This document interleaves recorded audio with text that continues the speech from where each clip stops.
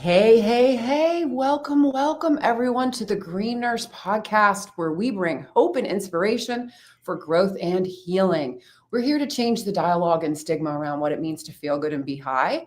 Hence the H for hope, I for inspiration, G for growth, and H for healing.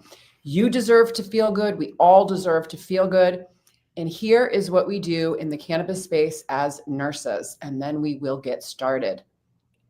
All right, little video for you all. Video file is coming right up. A little technical difficulties, but that's all good. This is real life. Partners in health. Here we go. Change the paradigm of healthcare.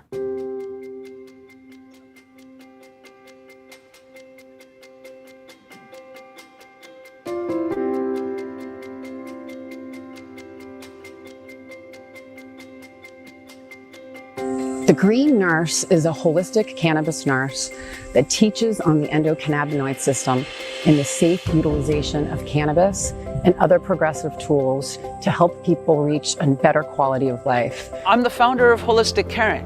We're based here in California, and we do educational programs and case management for patients on how to use cannabis therapeutically as a medicine. We're also here to decrease stigma around what it means to feel good and be high, hence the H for hope, I for inspiration, G for growth, and H for healing.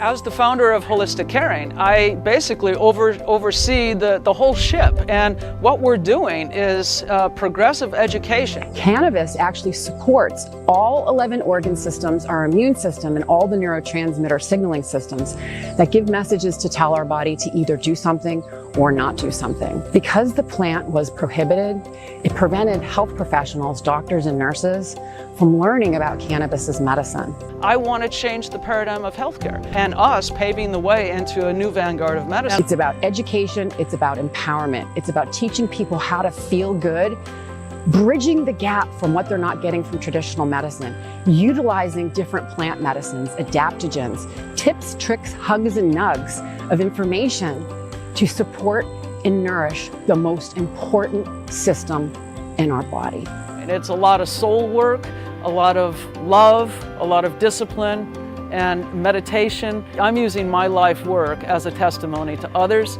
to learn how they can be their own hero and then go help heal the world. And we are, as nurses, the game changers.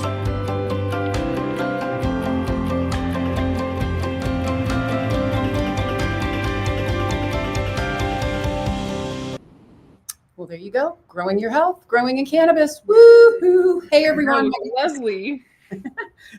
My name is Sherry Mack, and I'm excited to be here today. I'm the Chief Nursing Officer, co-founder of Holistic Caring and the Green Nurse, and Vice President of Nursing at Bloom Hemp CBD. And I'm a cannabis nurse, patient, advocate, activist, and a passionate podcaster, here to change the paradigm of healthcare with my partner here. Yes. And I'm really excited to announce that this is my 8th year podcasting, The Green Nurse, Living Your Best Life.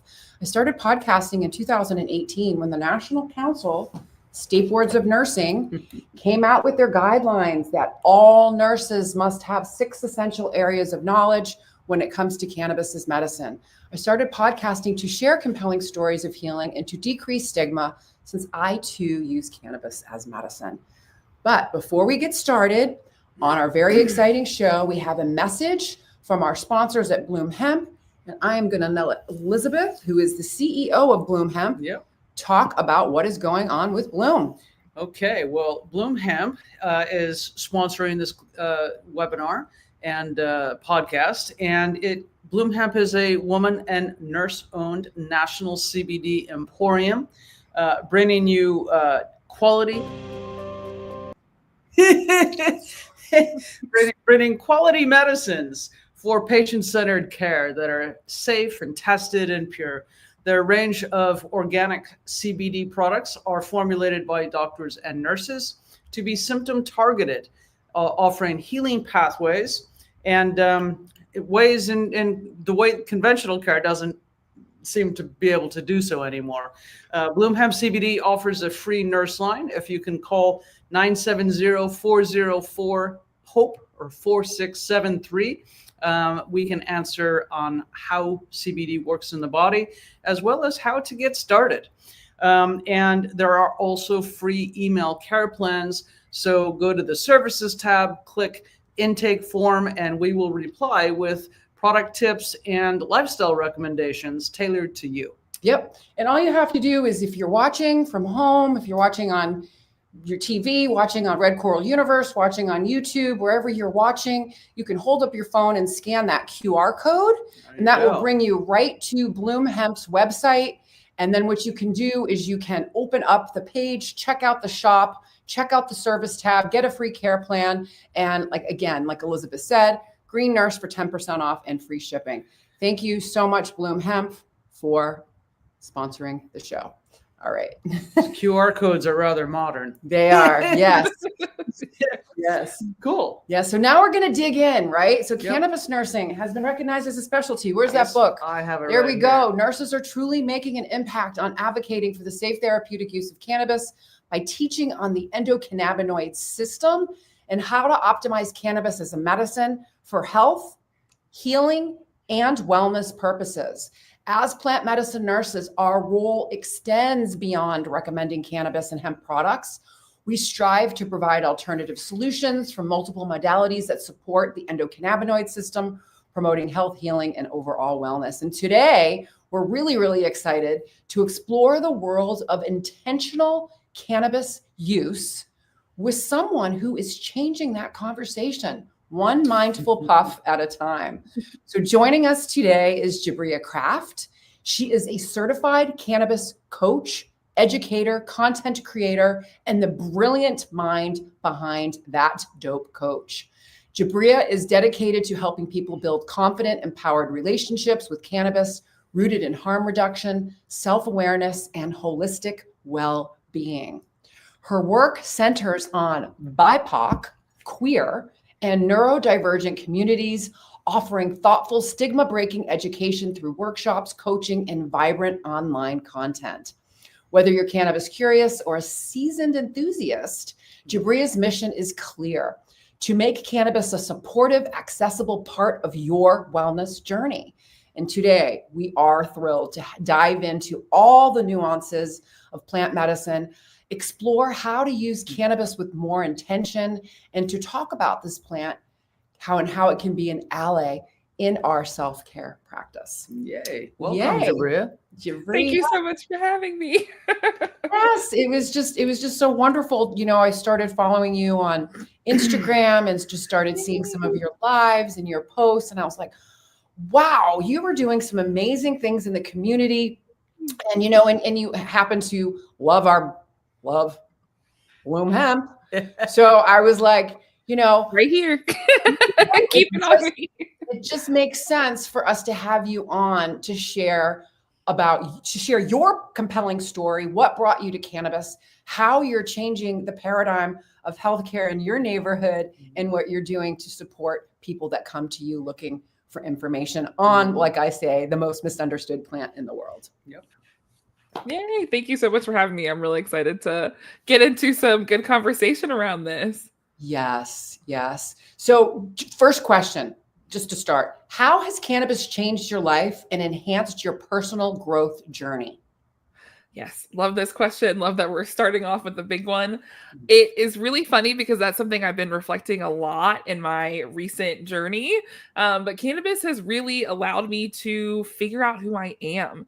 It's been a tool across my journey. I lost my mom back in 2020, and that kind of shifted my entire understanding of myself and how who I am in the world and how I show up. And I felt very unanchored in that moment. And so that's when cannabis started to become kind of like a day-to-day habit in my life, maybe even a little bit before that, because it was during COVID times. But I was using it in a way where it was more of an escape. And so when I started to be able to use it with more self-awareness and with other wellness tools, I realized that cannabis is not only something that I can enjoy and allows me to kind of release myself from the day-to-day heaviness and like the grief that I was feeling, but it also allows me to tap into myself in ways that I quite literally had never experienced prior to using cannabis, especially in things around like my body. And like, I grew up in predominantly white spaces. I am a bigger bodied person. I'm queer. Like there are a lot of things about me that are very othered. And so for a long time, I really separated myself from my body. And cannabis was the first thing that allowed me to actually be in it fully. And so it's changed my entire life. It's changed how I see myself. It's changed how I've navigated through the world. And it's brought me into this much more like purpose-driven like pathway that I've been on recently. That's exciting. That's really, really exciting. Very well, cool. Well, so when we talk about cannabis, what was your relationship with cannabis before you became intentional and then afterwards? Yeah, great question. Before, it definitely was lackadaisical, I think is like the nicest way I can say it. I was puffing like a chimney. That's like a phrase that I use pretty often because it was accurate at the time, especially right when my mom passed. Like I said, it was during COVID. I was working remotely. I took essentially a month off of work during that grieving process. So it was a all day, every day, going through like an ounce in a couple of weeks sort of experience, which I have no judgment of anyone if that's how they're still consuming, but was more than my system needed and definitely more than was serving me at that time. But it did kind of get me through those first heavy grief periods. But it was very unregulated. I wasn't thinking about why I was consuming. I was just reaching for it. Anytime the high started to wear off, I was like, I need more. I need to just keep taking more. So it was in a space that wasn't really regulated, wasn't healthy, and was not self-aware. And it was my therapist actually who started having me develop some of the self-awareness skills. And a lot of people in my community are always nervous about talking to their therapists about consuming because, you know, a lot of medical and clinical professionals are not trained around cannabis. So you don't know how a clinician is going to respond in that instance. Luckily, mine was really open and accepting. It was just like, you're using it for something. Let's get really clear of what that something is. And so just starting to pay attention to, well, what's calling me to this right now? Like, what am I feeling in this moment that I'm trying to get rid of? Or what am I not feeling that I do want to feel? And starting to just bring some awareness around that was kind of the first monumental step in my self-awareness journey. And after that, it really just allowed me, again, I was using other tools of like meditation and yoga and other wellness tools that were a part of this journey as well. But once I started to really pay attention to how it felt in my body and what it was helping me with and why I was going to it, it just opened up this new world of ways that I could use it in a way that actually serves me. I'm not checking out. I'm actually tapping in. I'm not, trying to escape what I'm feeling. I'm trying to process through it and not drown in it. Right. So that kind of started, this longer journey. And now that I have a lot more self-awareness and intentionality, and, there are times where I use it more recreationally and more for a wellness or medicinal focus, but even just having those skills to know the difference has allowed me to feel a lot more confident as a cannabis consumer. And I think that's what a lot of people are looking for because we're using this plant for a reason, but there's so much shame and stigma and judgment. It's like, why are we actually using it? And how can we be confident being cannabis consumers? So I think that's kind of the biggest shift that's happened for me. For sure. Yeah. Well, congrats on that. And, when we talk about therapists and psychiatry and that sort of thing, I know I'll disclose a little bit of my personal history. I had deep grief when my husband died, and I'm sorry. I was widowed suddenly. He was young, and we were married 15 years, and so it was life changing. And so and we were in the wine business together. I was working in insurance, but he was in the wine business. And so all the people coming around drank wine and said, "Hey, cheers to a beautiful man. Let's drink wine." So, I had a year where I had too much wine. And then I basically took off wine using cannabis. And, it was really life-changing. And that was part of me changing my trajectory from insurance to cannabis, because it not only helped my grief, but, depression and anxiety and sleep and that sort of thing. But I also was healing from a new shoulder surgery. And it was able to reduce my inflammation on that as well. And so I was using, topicals and tinctures and fully extracted cannabis oil, CBD, as well as inhalation to get through things. And so, learning about cannabis is pivotal for many of us. And it walks us away from more harmful things like alcohol to excess. Exactly. I do still love a glass of wine. I've got my privileges back, it's different now. Right. Yeah. So cannabis is a tool, and I'm sure that you're having that conversation with some of the people you're coaching. on how to All walk the time. put that bottle down, and not maybe pick up a bond, but let's look at this. Yeah. Well, I think even opening up that conversation is allowing people to explore that. And I don't know that pathway is always, people know that pathway is there, right? Right. Yeah. Well, true. And then there's some patients and people, and I can put myself into this category where I was really, really sick when I found cannabis as medicine and couldn't drink alcohol, et cetera. And then cannabis, once I discovered cannabis as medicine and I started to feel better, then I got comfortable exploring it as a recreational tool. And boy, did I have some fun. Not going to lie. The green nurse definitely enjoyed greening. Enjoyed her greens and salad and win all the salad bars. So I enjoyed learning about it. I enjoyed being immersed in it. I enjoyed legacy cannabis. I enjoyed the grassroots cannabis community, all the caregivers and learning. And then I found too that, again, it can also flip the switch during COVID, et cetera. Found that I was also consuming a lot more because it's so easy just to, little puff. Yeah, it's right there. Right there. And then, and so then that's what happens is it becomes the intentional use of it is really stopping, pausing, and reflecting. Is this good for me right here, right now, and how I want to be? Because whatever we do now is going to affect us later, right? A few hours from now and even tomorrow, right? And when we think about cannabis as medicine and whether we're using it as medicine, using it as a tool for health, healing, wellness, or to have fun, we need to be intentional about it so we don't get into trouble. Well, and intentional is conscious, right? Yeah, exactly. Let's be conscious of what we're doing. Awake. Yeah. I absolutely agree. Yeah. And so one of your other, questions too, when you would send in here, so your therapist, played a role in helping you to really understand cannabis as a tool for self-discovery as opposed to just numbing, distracting, and avoiding. Correct? Yeah. What was that interaction like? Yeah. What was that like talking to her? Because I can tell you my interactions with my therapist have been very, very funny as well.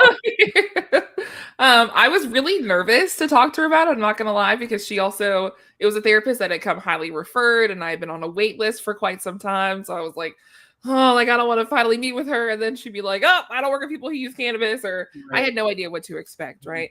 But I knew that it was something that even if I didn't have the naming for it or even hadn't developed a lot of the self-awareness skills, I did know that it was helping me in some way. And I knew it wasn't something I wanted to give up. So I was like, I need to tell her about it because it's affecting a lot of stuff. And I want to be honest with my therapist. The conversation was a lot simpler than I thought it was going to be. She was very much just like, okay, cool. Like, we're in a legal state, or I think at the time it was about to be legal. And she was like, what does it help you with? Why do you use it? And that was the first time anyone had asked me that. Like, I hadn't even asked myself that. Why am I using this? And that really started the conversation around like, okay, start asking yourself that when you consume. Let's develop those self-awareness skills. Let's figure out what's actually drawing you to it. And then after time, we started working through, okay, like, is it actually helping you in the way that you think it is? Like, you say you want to use it to not feel anxious, but then sometimes you overconsume and then you're feeling more anxious. Let's talk about that. And just having that space there to be able to talk through these things without being afraid of judgment was huge. And I don't think a lot of people, let me not speak for a lot of people. I have heard from quite a few people that they have not had that kind of experience or haven't felt safe to bring it up with their clinician.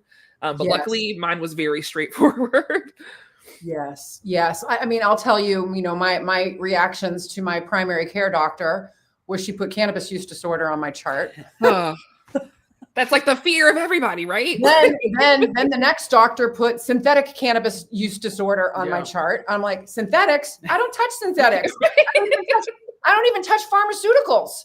So, I mean, what do you think? I'm going to touch a synthetic cannabinoid? No way. All the way. There's no way I'm going to touch anything synthetic because I'm not even taking your pills that you're prescribing. Yeah. And then my psychiatrist and my therapist were very open to it, very open and very mindful. And it's, I think it's because of the therapeutic relationship that we've built. having that conversation. I didn't feel judged by them. But they did ask important questions, important questions, making sure that I'm doing all of the other self-care things in the toolbox, because oftentimes, and this happens to some of the patients that we take care of, we create a beautiful care plan for them of how to use cannabis that's paired with lifestyle, lifestyle as medicine, pairing it to improve outcomes, because the goal of cannabis as medicine is to take the least amount to get the most therapeutic response below the threshold of being impaired and not feeling well, right? So it's to take the lowest dose. And how do we achieve that? Well, by pairing it with health and wellness activities. So sometimes, I would come to a session and not feel so hot, and my doctor, but I'm using my cannabis, I'm using my nutraceuticals, but have you done your prayers? Have you done your meditation? Did you go for your walk? Are you doing yoga? Are you chanting? Are you laying on your biomat? Are you doing your art therapy? Are you singing? Are you dancing? Are you, etc.? And then it was amazing to see, and we can even see that with patients that we work with. Over time, when they say, oh, it's not working anymore, I'm like, oh, no, cannabis works. It works. Period. Why it's not working for you right now. Yeah, and how to fit it in.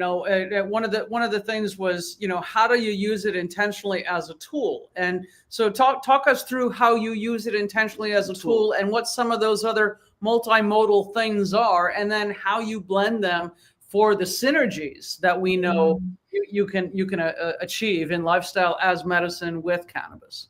Yeah, love this question. One of the first intentional ways I started using cannabis was with yoga. And so I think I mentioned earlier that me being in my body and feeling grounded and connected to it was a new experience for me. And so that was the kind of the first step of using it in a way where it's like, okay, I'm going to have a yoga session. I want to get really deep into these stretches. I want to feel really connected. So I'm going to consume before I do that. And that was kind of the first time that I was using cannabis as a tool in that way. And that expanded into doing it at like a cannabis yoga and meditation session. And then I would add it in with my breath work. Actually, I've recently discovered in doing my breath work that I don't love using THC as the main cannabinoid for that. I prefer using like a CBD combo, just because sometimes during breath work, it could take me places that I'm, not trying to go. But not in terms of like I'm scared of them, but just like I'm trying to be embodied and not in my brain in this moment. And so yoga was kind of the first one, and they kind of added on into the meditation and breath work, but also learning about other cannabinoids in general. Like I think in the beginning of my journey, CBD was kind of the first one outside of THC that I became aware of.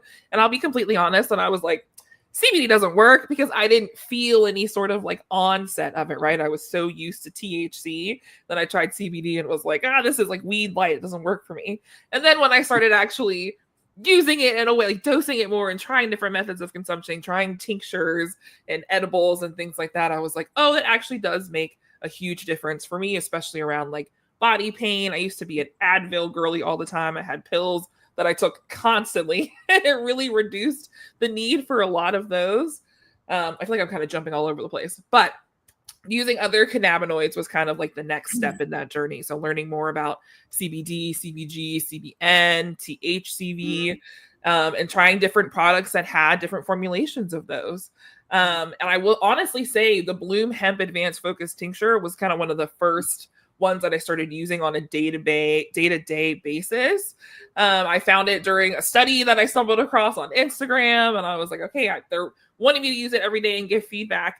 It actually is helping me with my productivity, and it's helping me just enjoy my day more and like be more present and happy. I really enjoy this. And so it was kind of doing like trial and error with other formulations of tinctures, and gummies and edibles tend to be the biggest ones for other cannabinoids for me. But getting into a routine where it's like, okay, I know at 2:00 I have this meeting and I need to get this amount of work done before it. If I'm not feeling focused, I know I have this product that I can use. Oh, I just had a really intense workout and I'm feeling kind of sore. I know that I can use this product. Oh, it's the end of the day and I want to relax. I know I want to use a strain that has these terpenes. Like learning more about all of those aspects of it has allowed me to develop a routine that can be responsive to my needs at the time. Cool. Nice. Very cool. Nice. Really good. Awesome. Mm-hmm. Yeah. So, One of the questions that we have here is a little bit of a shift. A little bit of a shift Okay. coming over to the BIPOC, queer, and neurodivergent folks and feeling more confident and informed in their cannabis use. So how do you support this group, the BIPOC, queer, and neurodivergent folks, and feeling more confident and informed in their cannabis use? Yeah. I think one of the biggest ways that I try to do that is just through representation, because I feel like there are not a ton of BIPOC people in the cannabis community, or in the cannabis industry, let me say. Community wise, we're everywhere, but in terms of the industry, not a ton of representation for women, for queer folk, for BIPOC folk, neurodivergent folks.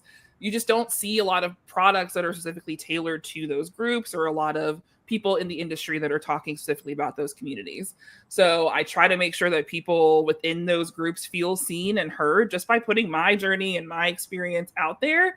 Another thing I really talk about a lot is like the benefits of CBD and CBG and other cannabinoids. Because again, a lot of us, especially neurodivergent folks, and I'll just say like a lot of people in general tend to come into cannabis just as like the THC, or like we're using high THC, whole flower medicine.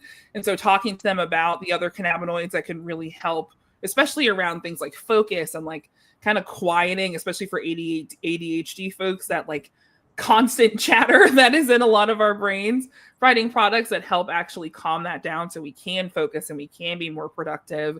And also talking about like the history of this plant, because it, in terms of its socialization, especially in America, has a lot of racial, like racism and capitalism imbued in its history. So like we need to kind of talk about that. And I think it's also just like a public information thing. But when we're talking about the shame and stigma, we need to talk about where that comes from. And especially for like Black and brown people who use cannabis, I think there's kind of like an added layer of the history that we carry with it. So talking about all of those things is kind of the way that I target folks. But again, the number one, and I think the one that gives me the most interaction with people, is just putting my story out there and like letting people know that I am someone who can at least empathize with what they've experienced and can be, if anything, a friend on the journey with them, if not a guide, right?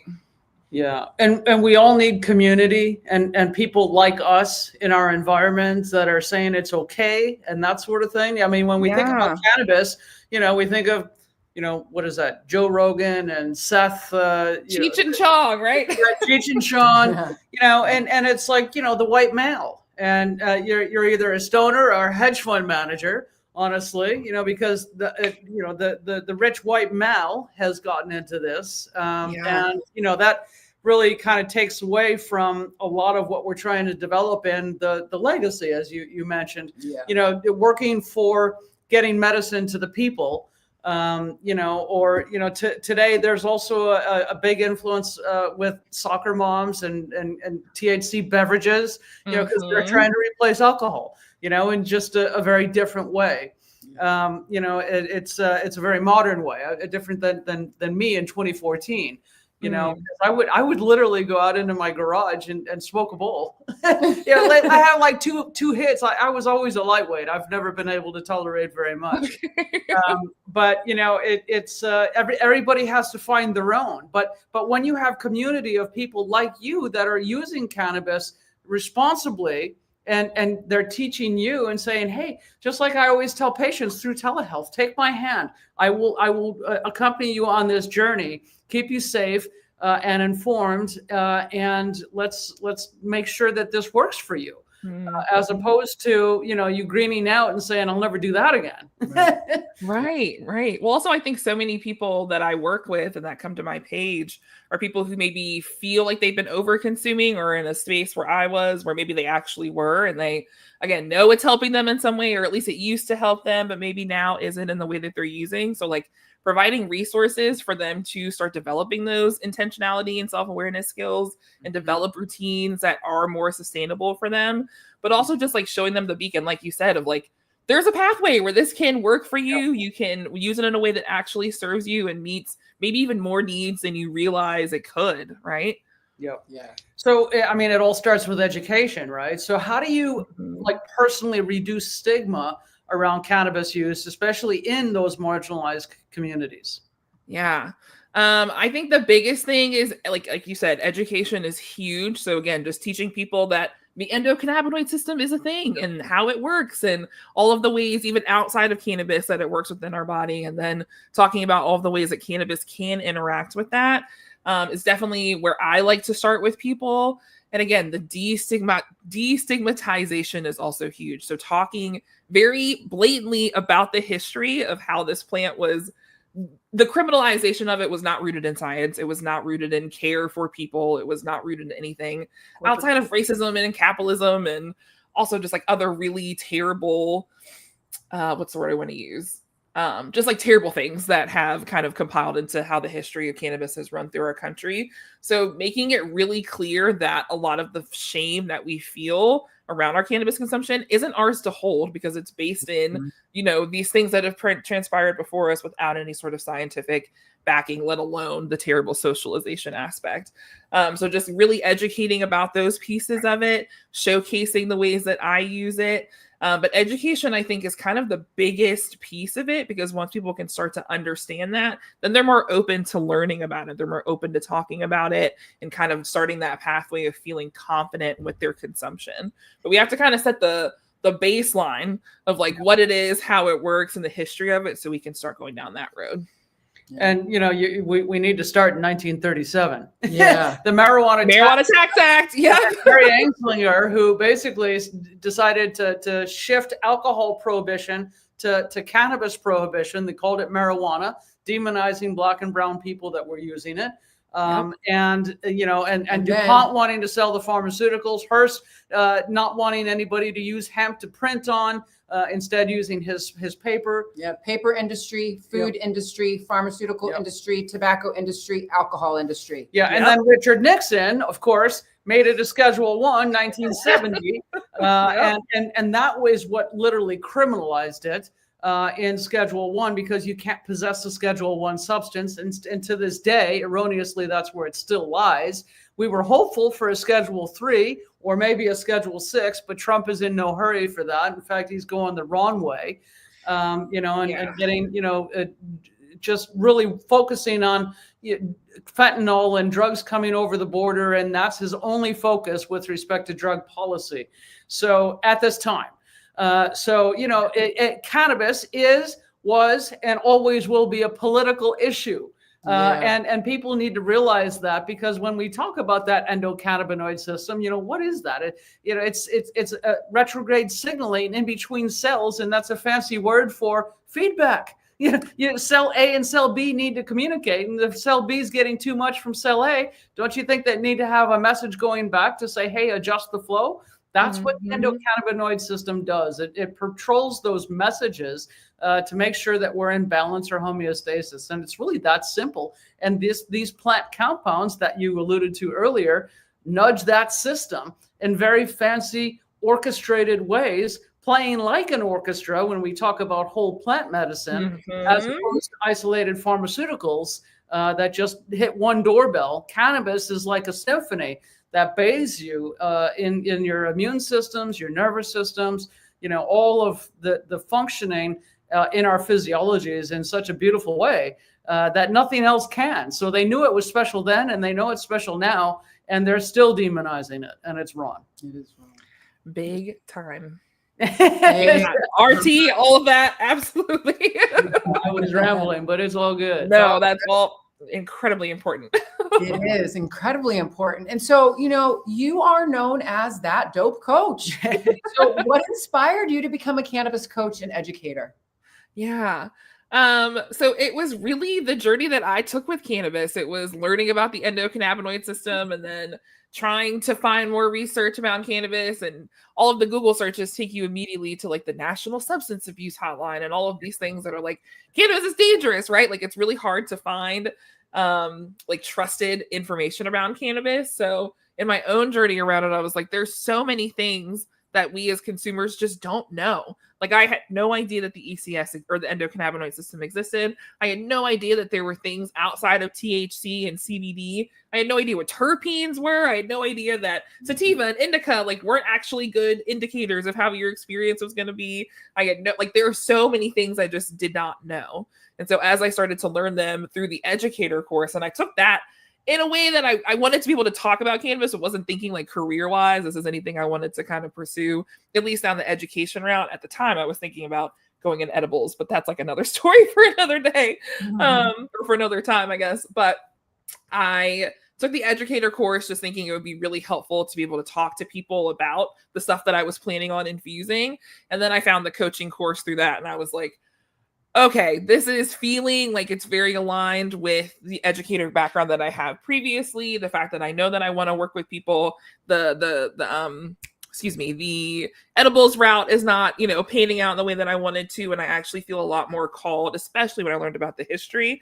I was like, I feel called to share this with people. Like, people need to know this. And then you start looking into the industry of like, okay, what are some Black-owned cannabis businesses? What are some queer-owned, woman-owned, neurodivergent-owned? And then you start seeing, damn, like there's not a lot of representation out there around these. So it was kind of this combination of like all the things that I was learning and experiencing, coupled with my own like personal journey with it as a tool, right? Like using it to come into my body, using it to start living more authentically, using it as a tool in a lot of like my values-based work and shadow work and a ton of other stuff. It was like, people need to know this. And if nobody's going to talk about it in the way that I'm understanding it and learning it, I guess it's going to be me. Yeah. And so that's kind of where we started along that journey. So again, like didn't necessarily go into it thinking this is where I was going to end up, but like could not be happier with the trajectory of how things have gone. Yeah. And, we're looking forward to, collaborating and working with you. And so we have, programs in education that are really the deep dive onto, how cannabis works for cancer, autoimmune conditions, mental health, Parkinson's, MS, dementias. And we have healthcare professional training and programs on psychedelics and that sort of thing. So, you can refer people to us and we'll take good care of them and send them back to you for coaching. And that's a beautiful thing to be able to have those collaborative relationships. Yeah, absolutely. Yes, absolutely. So what advice do you have for people looking to be more intentional with their cannabis use, but don't know where to start? Great question. I think the first thing that I would recommend is to just start asking yourself that question of why when you go to consume. I think a lot of people, when they're thinking about changing their habits or their relationship with cannabis, they're like, I need to stop using it completely. And they start to do like a massive overhaul, which can be helpful at times, but also just starting with that question of when you go to reach for it, why are you reaching for it? What is it doing for you? What are you feeling now that you don't want to feel? What are you not feeling that you do want to feel? What sort of experience are you looking for? And then start adding to that, okay, how do I make sure that the dosage or the profile of what I'm using actually matches the experience I'm going for? And then as you start getting more comfortable with that, on the back end, did that actually match up to what I thought it was going to be? Like, okay, I was anxious. I wanted to relax. So I chose this strain. I actually felt more anxious, or I actually felt the most relaxed I've ever been in my life. Like whatever that answer is, just like checking in with that full experience. That is kind of where I love to start with people, just like coming in of, I want to start in developing intentionality. That to me is the maybe easy is not the right word, because sometimes that why question can bring up things that we're not necessarily ready to address in that moment. But just again, getting that self-awareness around that can be at least the first like very tangible step that you can do without needing any other tools or resources or things like that. Yeah. A second one that I'm going to caveat in there as well is I think adding in a regular tea break schedule into your routine, especially if you're using THC. That's one big part of my platform, is doing like community tea breaks so we can all take breaks together and use it as a time for an intentional sort of reset. But even just taking 48 hours, that's all your system really needs to start kind of resetting those receptors. Obviously longer is better depending on your needs and your usage and all of that, but adding that into kind of like your regular rotation. That's very cool. So how do you work a tea break? So if you were going to take a THC break, how would you do that? Like what is your personal style for taking a tea break look like? Yeah. So I try to have, there's normally like maybe one day a week or every other week where I'm not going to consume, but I try to do like at least a week long, like every couple of months, quarterly, like to do at least 1 to 2 weeks. I'm not super strict in my schedule around it, just kind of making sure I'm staying in touch with my own tolerance and that everything is aligning with my use. But in terms of the process that I actually take, I tend to do like a tamper down method versus like a cold turkey cutoff. And normally I use that time to explore and make sure that my other cannabinoids and other tools that I'm using are still working in the way that I want to. I personally believe that a tea break is a great time, especially if you're new to CBD or CBG or like other cannabinoids outside of THC, to use them during that time and kind of play around and figuring out your dosage. Just because you don't have THC kind of like overshadowing the show, and you can also see in what ways these other cannabinoids can help you. So for me, it's a time where I am really intentionally and tracking, like, how did my CBG make me feel? Did it work? Did it achieve the goal I was looking for? Same with all the other cannabinoids and tools that I'm using. I also tend to kind of use it as a way to be mindful around what ways am I missing THC? What ways am I feeling now that I wasn't feeling before? Like paying attention to how my body and mind is feeling during that process. So I tend to do a lot of like journaling and things like that. I actually have a free and a 30-day tea break guide that kind of walks you through step by step, like what you might expect, especially for coming down from like, longer, higher dosage use, like some of the symptoms and side effects you might encounter. It gives you action items and journal prompts and kind of like ways to prepare, and all of everything I could think of around the tolerance break I put into that guide. Nice. So that is kind of the method that I follow. That's awesome. It is awesome. And it is a tea break, right? It's a THC break. You don't have to break from the other cannabinoids. In fact, having CBD on board, or CBD, CBG, CBN, like a trilogy product, which is going to downshift the nervous system. So you're not like that live wire, without that THC, without that coping mechanisms that you feel that direct cause and effect. The other cannabinoids are much more nuanced, but when you walk away from THC for a little while, you really do need those other cannabinoids in there to help bridge that gap so that you're still functioning. As opposed to, and the trace amounts of THC can make sure that you're still having some pain management along with the other cannabinoids, and not getting so anxious. If you have GI issues, you're still meeting those needs, and appetite and digestion and sleep, because even withdrawing from THC, you can have, wicked nightmares and sleep issues, trouble falling asleep, staying asleep, that sort of thing. And a good trilogy product will help you to fall asleep and stay asleep so that you're not shortcutting your sleep, because we know that, that is, almost a fifth vital sign, right? Like you have to have good sleep to function. Yeah. Yeah. And so I'll share a quick story. So I helped it was a 22-year-old who was doing a lot of dabs. Okay. Yeah. And he basically is like, I am dabbing every 2 hours and my back pain is worse. Yep. And I was like, well, yeah, you need a tea break. So basically, we embarked on a tea break, and this is a really great story. And so it was the education around him stopping dabbing was really, really traumatic for him. And so he started using a lot of CBD products to help him. And then also exercise, cold showers, etc. And so I educated him on the fact you're going to stop using THC. You've been dabbing every 2 hours for the past God knows how long. What's happened is your receptors are now hiding. So in other words, you can't grab the THC in your brain to activate those receptors for you to feel it anymore. And that's happening throughout your entire body.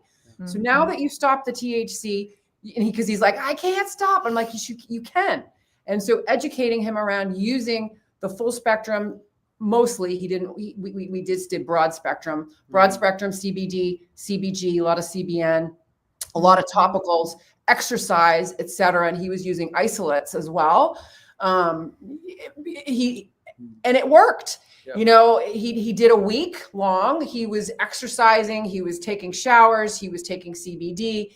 He was blown away when he went. And I said, I don't want you to dab. No. The next time you go to consume, I want you to choose a cannabis flower. Yeah, whole plant. Yeah. Flower, and you're not dabs aren't good all the time. Nope. No. So I wanted him to use the flowers, and he did. And he was like, oh my God, 1 week without cannabis, One puff, I have never been so high in my entire life. Gosh, I love that. And so he needed to reset his receptors. Yeah. A week. It was a little painful, but it worked. And then he was able to utilize and again, introducing the minor cannabinoids and the CBD, he was realizing was actually managing his pain a little bit better than the high THC. He goes, oh my God, too much THC actually makes my pain worse. It can. Well, mine too. Yep. So isn't it funny how there's that kind of like, especially with THC, it will give you the results you're looking for, but if you pass that kind of threshold, it tends to do the opposite. It's fascinating, but a lot of people, struggle with that. And the simplest way to explain that has to do with nausea and vomiting. At low doses or medium doses, THC can be amazing at relieving nausea and vomiting. But if you do too much THC, and we've seen people do it, they end up throwing up, right? And it's a protective mechanism for the body. The body's saying, no more. You cannot take any more. I'm going to hide those receptors, and your gut starts to slow down and you throw up. Yeah, and the receptors basically hide. So pharmacologically, what's happening when you have too much THC excessively for a long period of time is that those receptors, those little doorbells on the cells, retract, and they hide back within that cell membrane. So you can use as much as you want of THC, but it has nowhere to plug in. Yeah, it's just bouncing around. So it just basically gets metabolized out, and it does nothing for you. And that's also why you can smoke yourself straight. If you just go to a party and you just smoke all night long, you actually just start, really you get sober after a while because the receptors just quiet but that reset does work, so that, 4 to 7 days, once a week, is key. As is exercise. Exercise can help bring those back because that helps those CB1 be expressed. Well, and also exercise helps us to produce our own anandamide molecule, right? Yeah. And exercise and CBD, if we're exercising and taking CBD, right? CBD can help our own anandamide molecule stay circulating in our system longer. Taking CBG can help you to produce your own anandamide as well, which is really fascinating. So so the intentional, so I think it's wonderful that you're teaching tea breaks. And Dustin Sulak, actually, I'm going to big shout out to Dustin Sulak. He's amazing healer. He takes a break from everything once a week. Once a week, he does a complete fast on Mondays. He was sharing this at CanMed last year. It's pretty cool. Very cool, where he takes a break and he really fasts from all substances. Everything. And food. Just water only. Just water only. Does a 24-hour fast. Cold showers, and other things that, is really, he's a health buff, and it shows. It does show, yes. Definitely Yeah. shows. Wonderful doctor, wonderful man, educated clinician that is doing great things. So this is, an interesting space with the cannabis industry and the wellness components surrounding this.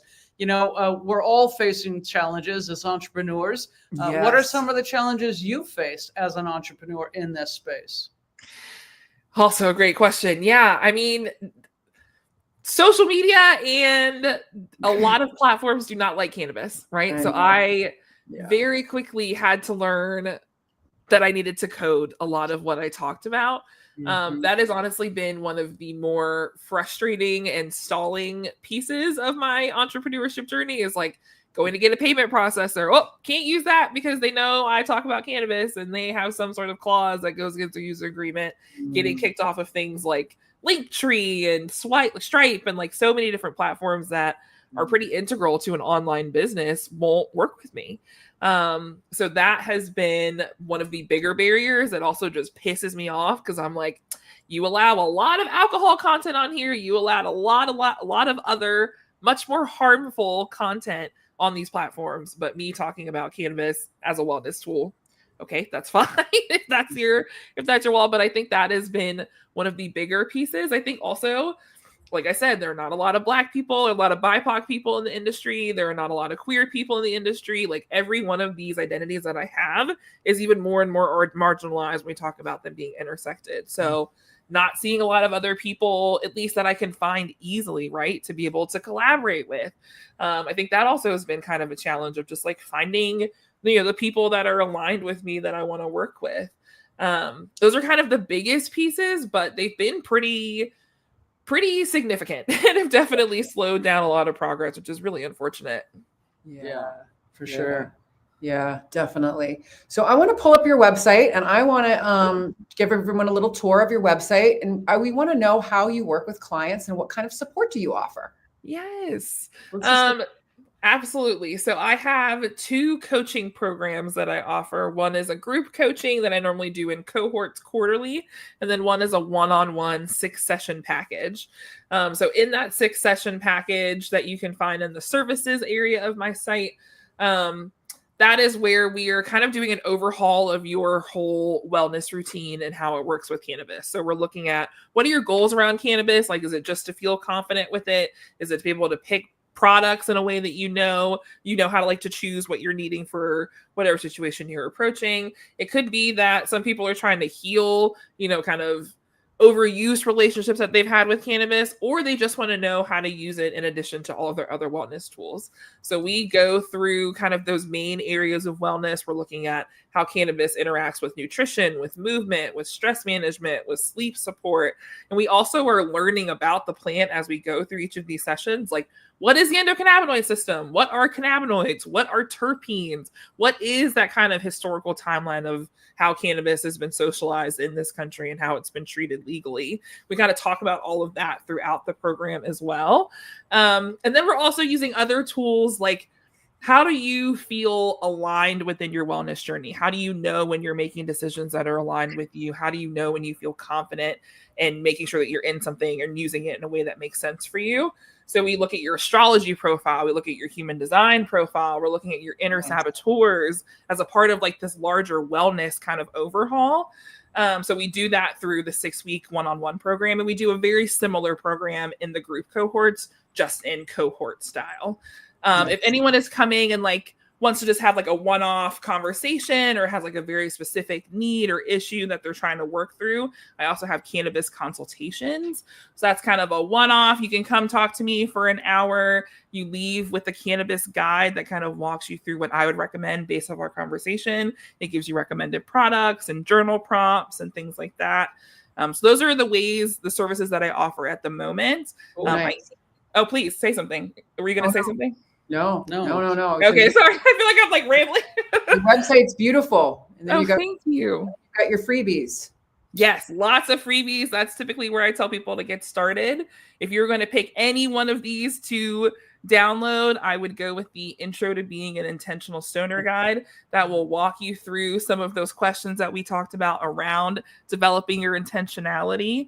I also am getting ready to launch a membership program where we're going to have monthly offerings of bringing in other people and practitioners in the space for workshops, doing educational workshops, community smoke sessions, community tea breaks. All that sort of stuff will be happening in a community space, because that's what I hear from a lot of people, especially when I did the first community tea break, was like they loved being able to have a space to talk to other people about their cannabis consumption and talk about their wellness and talk about what tools they've tried and strains they like, and just having spaces where they can feel comfortable sharing those aspects of their journey. So that's what I'm working on creating and launching in June. Great. Nice. And what do you got in your shop? In the shop right now, we just have the tea break guide, but there are also a few other guides that will be launching in May. But this is the 30-day tea break guide I was talking about, and that table of content, like you can tell that it truly was every thought that I've had about a tea break put into one place. You did great. 74 pages. That's amazing. Amazing. She's a doozy, but it's you have a week by week breakdown and also the day by day in there. And your favorite things. Nice. Favorite books. Yeah. You do offer a free discovery call. Amazing. I do, absolutely. Amazing. So what has been the most rewarding part of running your cannabis coaching business? Oh my gosh. I think hearing how much people need it and hearing how much it's actually changing their day-to-day and overall relationship with cannabis. That for me has been that's the goal, right? Like that's the mission. But to see that the work that I'm doing is actually allowing people to have those experiences and really feel more confident and just know more about how cannabis works in their body and have tools to use, to know that that is actually working and is impactful and people are really wanting more of those resources has been inspiring, humbling, exciting, like fill in the blank, all of those types of emotions. But I think that's probably what I'm most proud of, is just the impact that it's already had. And I'm really just getting started. Yeah, that's awesome. Yeah, you are, for sure. Yes. Yeah. So, and finally? what other projects and collaborations are you most excited about right now? Yeah, so I'm getting ready to start working with a brand called Brelixi to start promoting some of their products. I also work with, I've been doing a little bit more of my own microdosing journey with psilocybin mushrooms. So talking more about that in partnership with Soul Cistrons is a collab that I'm really excited about. But I think the membership space launching is kind of like the marriage of all of the ideas that I have had for the past year going into one place. So I'm just really excited to start getting people in that community space where we can talk candidly, because that's the thing about social media is, again, it's so censored. And so it's hard to be able to talk in detail about some of the educational pieces or the things that we're experiencing, because you have to worry about getting shadow banned or even like shut down. So I think having that community space is what I am most excited about coming up. Sure. And, we look forward to partnering with you on the Bloom Hemp side too. You could put a tile in the shop on your website so people can have a shortcut to go straight through, so that you're able to guide them to Bloom Hemp products, with 8 tinctures and 6 topicals and 3 gummies and 3 soft gels and 3 isolates. There is something for everybody to mix and match. And really, it's about helping people put together their perfect toolkit. Yes, they're perfect. Absolutely. Absolutely. And that's what I really love about Bloom is the products are very diverse. They're organic, woman and nurse owned, doctor and nurse formulated. We've actually done a research study on 100 women. On the focus. We have a pharmacist on staff. We have a free nurse line, and we offer those free care plans. And we're excited to work with you, Jabria. Yeah, very much so. Yeah, I am a genuine huge fan of the Bloom Hemp tinctures and all of the Bloom Hemp products that I have tried. They are the ones that I talk the most about on my platform, just because they're the ones I use the most. So this collaboration is something that I am. Yeah, and very aligned. T65 gummies. So the T65 gummy, I think your audience would really like that. It's a nice mellow high. It's 65 milligrams, 50 milligrams CBD, 5 of CBG, 5 of CBN, and 5 of THC. So this is the strongest product, and it's got 3,000 milligrams to support that 5 milligrams of THC being in that 0.3% in total weight. But there's like I said, something for everybody. And we're excited for you to bring these beautiful products to your audience. Yes. Absolutely. Yes. And we would love to come speak if you ever have any. And once you get your platform up and rolling, we would love to come and be a fly on the wall and participate and to, bring our little ourselves, our little holistic caring green nurse selves in and help you educate healthcare professionals too. They start finding you. Yeah, absolutely. No, very, very happy that we have come together in this way, very synergistically. It's been amazing. Gosh, so happy that you came on the show. You're doing amazing work. Your website's beautiful. The way that you portray yourself is very professional and upstanding. And I'm really, really happy to be collaborating with you going forward. So good job, Jabria. Been a great show. Yep. And remember, folks, what it's truly all about. It's truly all about living your best life and helping others do the same. And next week, please join us. We are going to have Dr. Bob Ooslander on from Empowered Endings to talk about cannabinoids, palliative care, end of life, hospice, and medical aid in dying. That's going to be our show next week. So thank you, everyone. And we're going to end with one more little video. That's one of my favorite videos. It's my high video. It's about hope, inspiration, growth, and healing. And thank you all for joining us. And remember, again, what it's all about. It is truly all about living your best life and helping others do the same. Thank you, Jabria. Don't go away.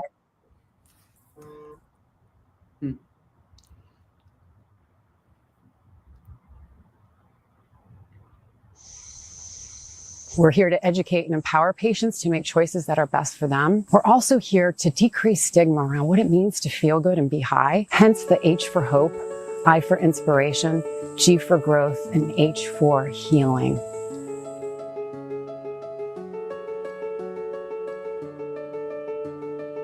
The Green Nurse is a holistic cannabis nurse that teaches on the endocannabinoid system and the safe utilization of cannabis and other progressive tools to help people reach a better quality of life. I was cannabis agnostic for many, many years. And you know, the more research I did, the more I discovered the cannabis is this amazing medicine. I was told that I had a 4-stage pancreatic cancer. The doctor really told me he couldn't do anything else. He gave me her name and she called me and she came to my house. She started to give me cannabis. My oncologist was puzzled because he couldn't find the cancer anymore. All of the learning that we get comes from the Green Nurses Group, comes from their support, comes from their guidance.